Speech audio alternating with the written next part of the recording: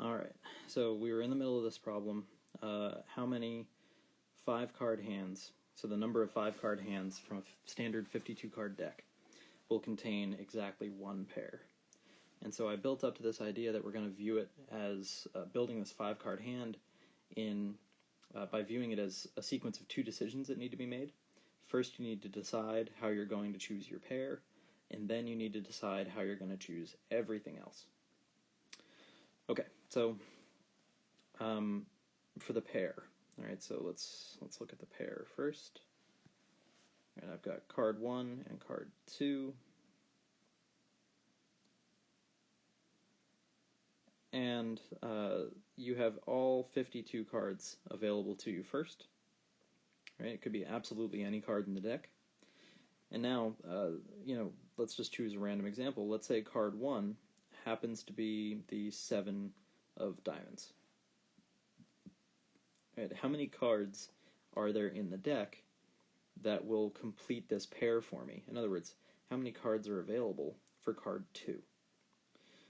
So if the 7 of diamonds is what I'm currently holding in my hand, and I want to dig through the deck and see if I can find something that completes this pair, I only have 3 options. It has to be a 7. That's what it means to be a pair, right? They've got to have the same rank, so they both have to be 7s.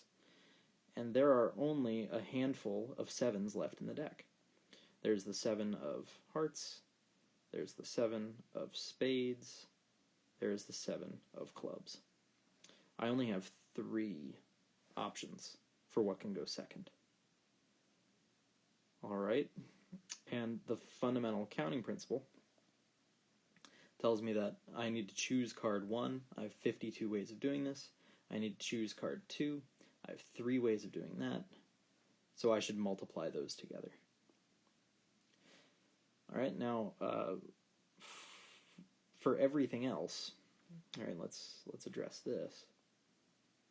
I need to choose 3 cards. And now I need to be a little bit careful here, alright? So I've chosen 2 cards already because I've created a pair. This leaves me with 50 cards left in the deck total.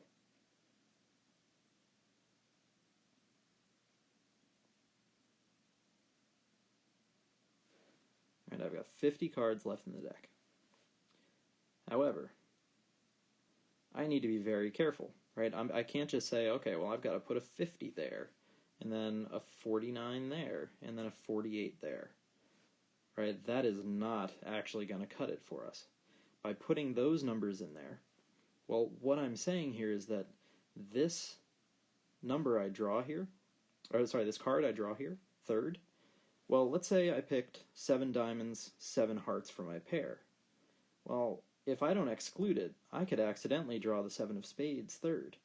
And then I don't have a pair. I have 3 of a kind.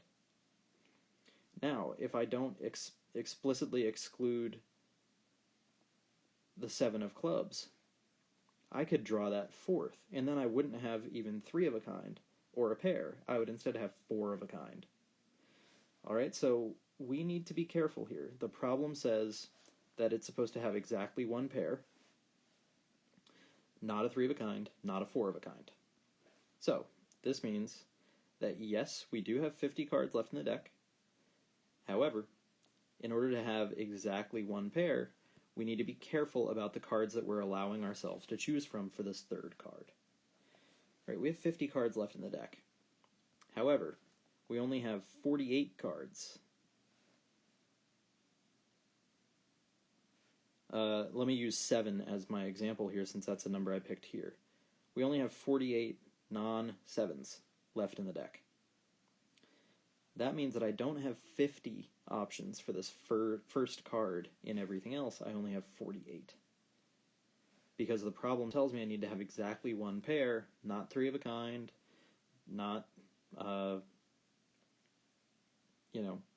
4 of a kind, not 2 pair, not a full house, just exactly one pair and nothing else.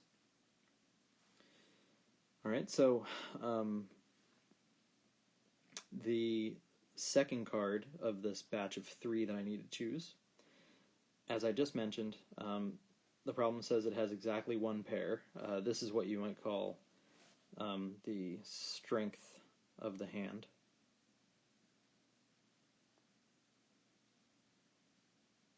And here, this is a poker terminology. This is a 5-card poker hand, and you're talking about the strength of the poker hand. All right. So for this fourth card.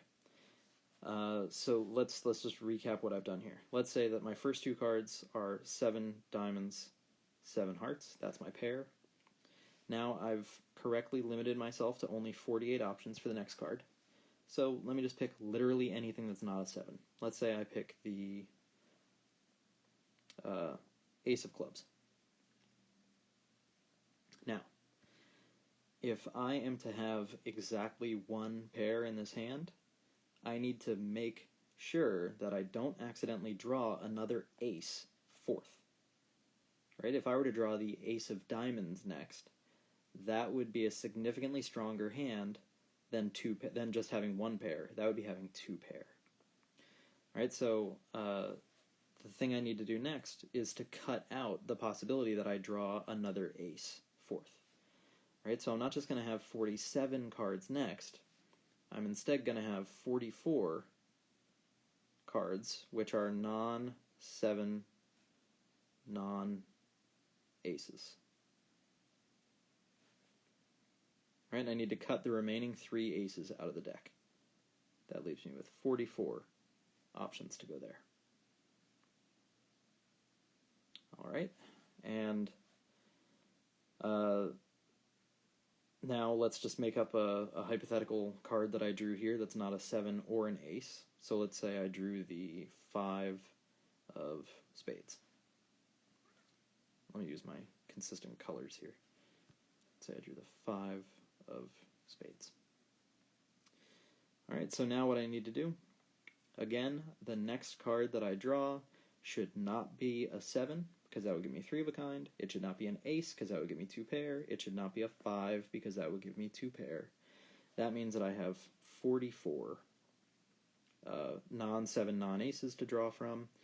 And after I draw this 5 of spades, that leaves me with 40 non-7, non-ace, non-5s. So I've got 40 there. All right, and fundamental counting principle says multiply all those together to figure out the total number of ways of constructing this pool of 3 cards that is everything else in your hand. All right, so we have 52 times 3 ways of choosing the pair. We have 48 times 44 times 40 ways of constructing the other 3 cards in your 5-card hand. Now, there is one more thing that I need to point out here. Let me put a card down here. It has to be a non-7, non-ace, non-5. So let me make it the, 9, oops, wrong color. Let me make it the 9 of diamonds. All right, so this hypothetical hand that I have constructed here has my pair right there and my everything else right there. All right, now, here's something I need you to realize. If you are dealt this hand and you look at your cards and they are instead in this order, all right, so let's say we've got 9 of diamonds and 5 of spades and the ace of clubs. All right, so this is a little bit different. This is a jumbled version of the everything else group and a jumbled version of your pair. Well, the poker hand that you're holding is identical to the one above. Right? In other words, the order of the cards in your hand doesn't actually matter. Right? So the order in which I chose that pair it doesn't matter if I chose which 7 I chose first, right? The order doesn't matter. And for the everything else 3 cards, the order does not matter. You still have the same hand. All right, so what this means is that if we look at this in this systematic way of saying I want to figure out all the ways of choosing my pair and then all the ways of choosing my everything else, well, the number of ways of choosing the pair is going to be 52 times 3, but the order in which I chose them is not supposed to matter. All right, so the number of ways of constructing the pair, you're going to have 52 times 3, and then divide by the number of cards that are in the pair. All right, so this is dividing out the number of reorderings that are in the pair, which is 2 ways of reordering those cards. For the everything else,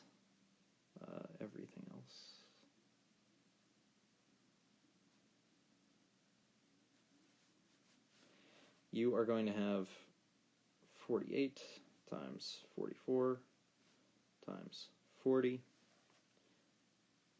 and you need to divide out the number of ways that you could reorder 3 cards. Well, the number of ways of ordering 3 cards is 3 factorial.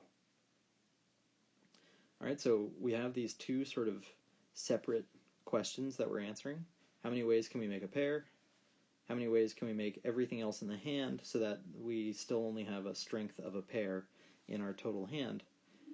And we've figured out the number of ways of doing each, with the one little caveat being that we have to account for order not mattering in poker. All right? So now, fundamental counting principle says take these 2 numbers and multiply them together. Because in order to create your 5-card hand, you have to create your pair, and then you have to create everything else. So, multiply those 2 numbers of ways of making those decisions together, and that should give you your answer. All right, so you're going to get 52 times 3 over 2 times 48 times 44 times 40 over 3 factorial, which is 6. You could reduce these numbers. It's really not the worst thing in the world to do that. This turns out to be a number that is relatively easy to get a handle on. This turns out to be 109,824,0. Right, so 1,098,240 hands, 5-card hands, of course, containing exactly 1 pair. Right, in other words, having the strength of being a pair in poker. Okay. Let me do another example that's very similar to this. So that was example 2. This would be example 3. What about the number of 5-card hands that are strength 3 of a kind?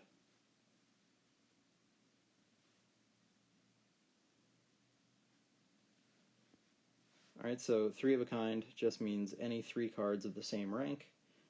For instance, I used 7 last time, so 7 diamonds, 7 heart, 7 spade, and then anything else that is not itself a pair and not a 7. So, tack on any 2 cards to this that you like. Say, 2 of clubs, 10 of diamonds. All right, this is an example of a 5-card hand with the strength of a 3 of a kind. Okay, so we are going to take the exact same approach that we took last time. We're going to view this systematically. We want to build our 3 of a kind. And then we want to build everything else. All right, so let's do this. Our 3 of a kind, we need to choose 3 cards. The first card can be absolutely any card in the deck. say, for instance, it is a 7. Well then, if it's a 7, that means that we have only 3 7s left in the deck to choose second, because it has to be a 7. And now we've chosen 2 of the 7s from the deck, so we only have 2 of them left to go third. Right? And fundamental counting principle says to multiply these all together. But remember that the order should not matter for these 3 cards. So the total number of ways of building this 3 of a kind will be 52 times 3 times 2 over 3 factorial, which is the number of ways of reordering those 3 cards in your 3 of a kind. Alright, now for everything else. We are supposed to have 2 cards here. Now, we need to do the same methodology that we did last time. We need the 4th card that we draw to not be 7. That means it can't be the 4th 7 that's left in the deck. This means that we only have 48 options for what that card could be. Anything that's not a 7. And now that we've chosen something that's not a 7, in this example up here, we chose the 2 of clubs. Now we need to choose something else that's not a 7 or a 2. Alright, so this is non-7s. And assuming that we drew a 2 4th, this would be non-7, non-2s. And there would be 44 of those. So the total number of ways of choosing everything else would be 48 times 44 over 2 factorial, which is just 2. All right, so putting this all together, number of 3 of a kind hands. Oops.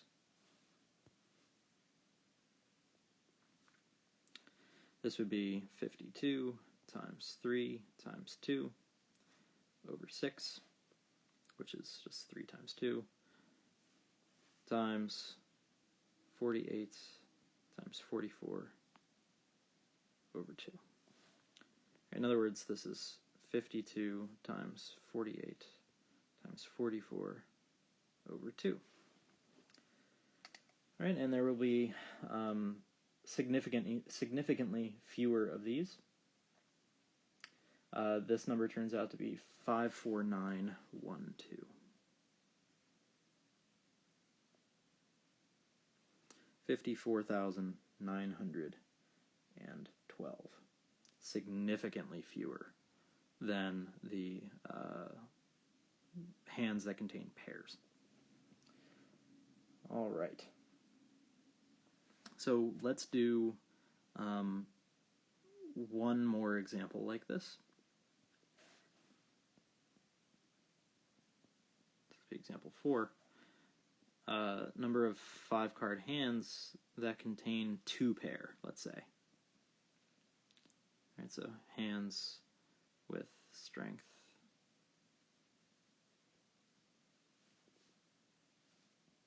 2 pair. All right, let me give you an example, as always. 7 hearts, 7, I should use the right colors here. 7 hearts, 7 spades, and then for our other pair, let's say we have 9 of clubs, 9 of diamonds, and then our 5th card just needs to be anything that isn't a 7 or a 9, so maybe let's make it the, whoops, wrong color, Queen of Hearts. All right, this is an example of a strength 2 pair hand. All right, so just as always, we need to be systematic about how we approach this. We need to break this hand down into strategically sized things. We need to choose pair 1. We need to choose pair 2. Let me use a different color for this. Let me get blue. And, as always, everything else at the end. All right. Pair 1. This is the first pair that we're picking. So we're going to have 52 options for the first card. And then the second card has to be the same rank. So in the example I gave up here, if the first card I chose is the 7 of hearts, the next one just has to be any other 7. It doesn't have to be the 7 of spades. It could be any other 7. But there are only 3 of those to choose from. 7 of spades, 7 of clubs, 7 of diamonds. So there are 3 of those. And I'm just going to skip the part where I do all the fancy stuff and jump right to the fact that I know I'm going to multiply those numbers together and divide them by 2, since the order of the numbers, the order of the cards in that pair shouldn't matter.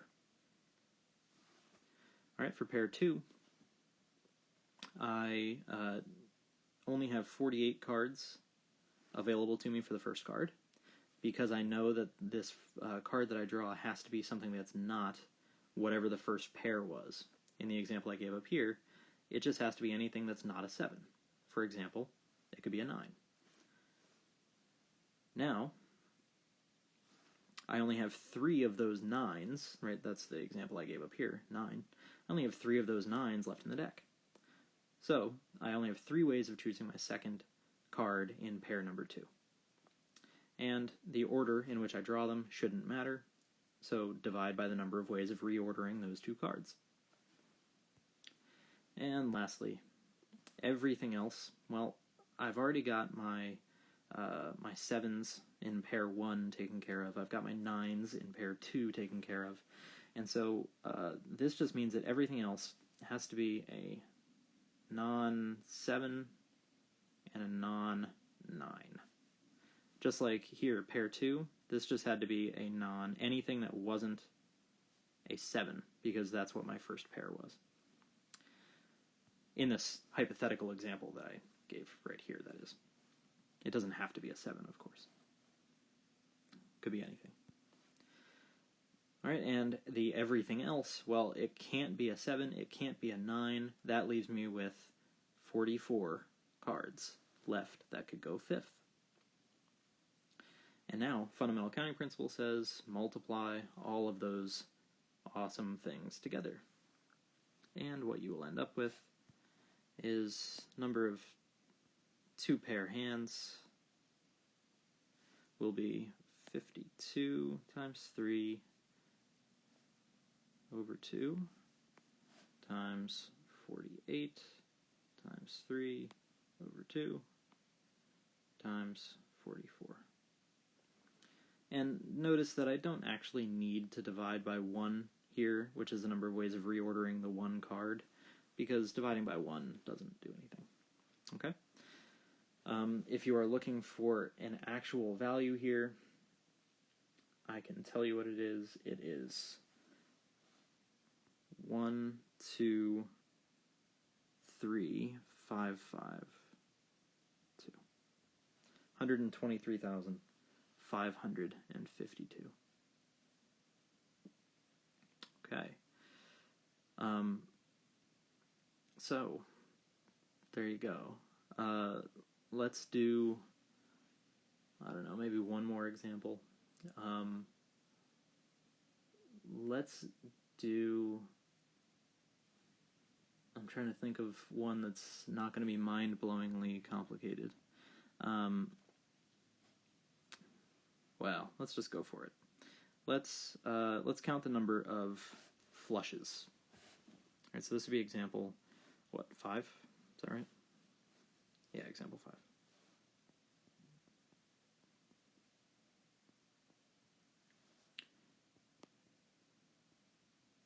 How many flushes?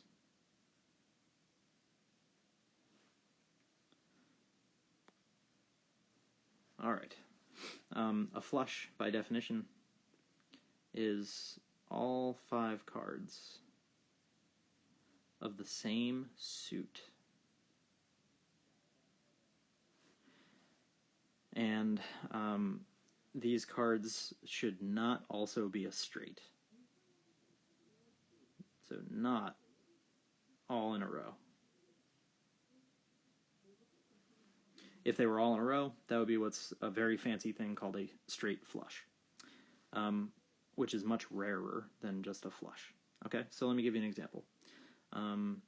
They all have to be the same suit, so let me make them, let me say I'm working with clubs, and let's say my hand is the 2 of clubs, the 5 of clubs, the 9 of clubs, the 3 of clubs, and the jack of clubs. This is an example of a flush. Let me give you an example of a straight flush. That would be where they're all in a row and all the same suit.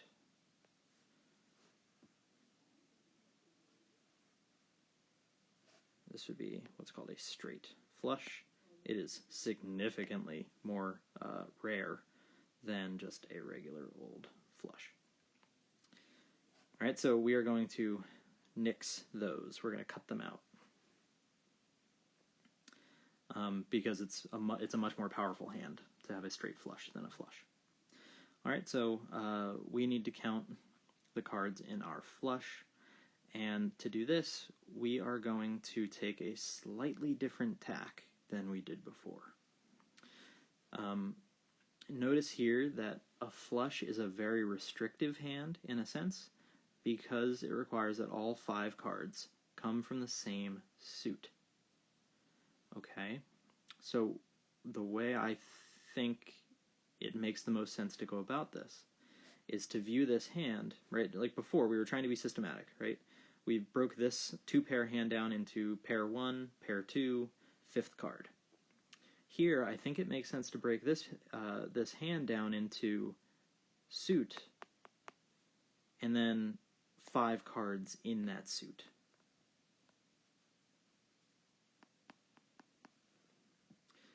All right, so these are the 2 decisions we're going to make. How many ways can we choose the suit? How many ways can we pick 5 cards from that suit that we just chose? Well, there are 4 suits available to us. We could pick any of them. So there are 4 options for the suit. Now, for the 5 cards inside of that suit, well, there are 13 cards in the suit total, and the order in which we choose them does not matter. This is what why we keep dividing by things in these previous problems. It's because the order of the cards in your hand doesn't actually matter. So the way of choosing 5 cards from your suit that you've chosen is 13 choose 5. This is the number of ways of choosing 5 things from 13, namely 5 cards from your suit that has 13 cards in it, when the order doesn't matter. And the fundamental counting principle would tell us that the number of flushes is 4, which is the number of suits, times the number of ways of choosing 5 cards from that suit, which would be 13 choose 5. Except, we have to be very careful here. This includes the straight flushes. Right? At no point did we try to account for excluding straight flushes. All right, so in order to account for the straight flushes, you can ask yourself the question, how many straight flushes are there? Well, you can have a straight flush beginning at 2, and let's say if it begins at 2, that's like the example I had up here. It ends at 6.